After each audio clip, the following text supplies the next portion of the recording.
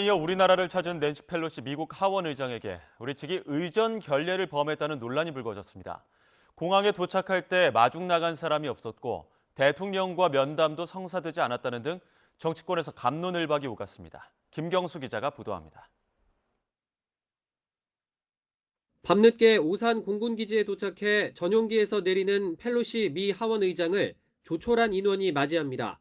우리 측 인사는 보이지 않습니다. 미국 내 의전 서열 3위 하원 의장에 대한 외교 결례 논란이 불거지자 국민의힘은 국회의장이 사과해야 한다고 주장했고 권성동 원내대표도 힘을 실었습니다. 미국 의회에서 방문할 때는 영접을 의회에서 나가서 합니다. 그게 세계 공통의 의전 방식이에요.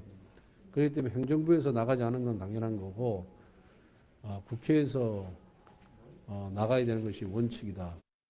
대통령실과 외교부도 의전 지침과 전례에 따라 의회 인사가 방한할 때는 행정부가 아닌 국회가 의전을 맡는 게 맞다고 밝혔습니다. 외국의 국회의장 등 의회 인사 방안에 대해서는 통상 우리 행정부 인사가 영접을 나가지 않습니다. 미국 의회의 카운터파트인 국회에 관련한 규정이 마련되어 있는 것으로 알고 있습니다.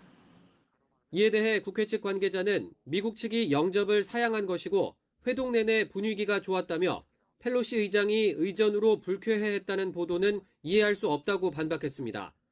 다만 사전 협의를 강조하는 과정에서 아프리카 친선협회 의원도 아니고 의전 서열 3위 실력자가 오는데라는 표현을 써 또 다른 논란거리를 남겼습니다. 윤석열 대통령이 펠로시 의장을 직접 만나지 않고 통화만 한 것을 두고도 티격태격 공방이 이어졌습니다.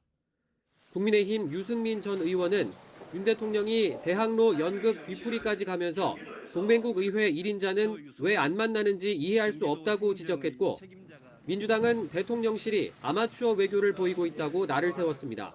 휴가 중이라서 안 만난다 해서 다시 만남을 조율 중이라고 했다가 최종적으로 만남이 없다고 연이어 입장을 번복했습니다. 외교 관계에서 있을 수 없는 아마추어들의 창피한 국정 운영입니다. 다만 민주당 우상호 비대위원장은 중국과의 마찰을 피하기 위한 것 아니냐며 이해할 수 있다고 밝히기도 했습니다.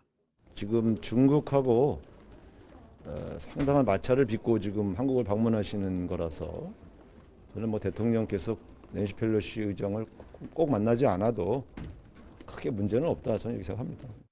대통령실 관계자는 낸시 펠로시 의장과의 면담 불발은 국익을 총체적으로 고려한 결정으로 한미동맹을 최우선으로 하는 입장에는 변화가 없다고 강조했는데 20년 만에 미국 하원 의장 방한이 정치권에도 이런저런 논란거리를 낳고 있습니다.